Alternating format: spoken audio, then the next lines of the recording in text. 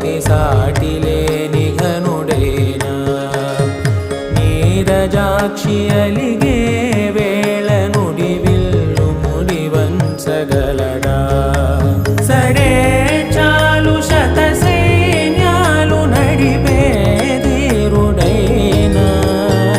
వసుధావాణి మిథిలావేణి మది వెనుక పలుకు పలుకులెరుగగల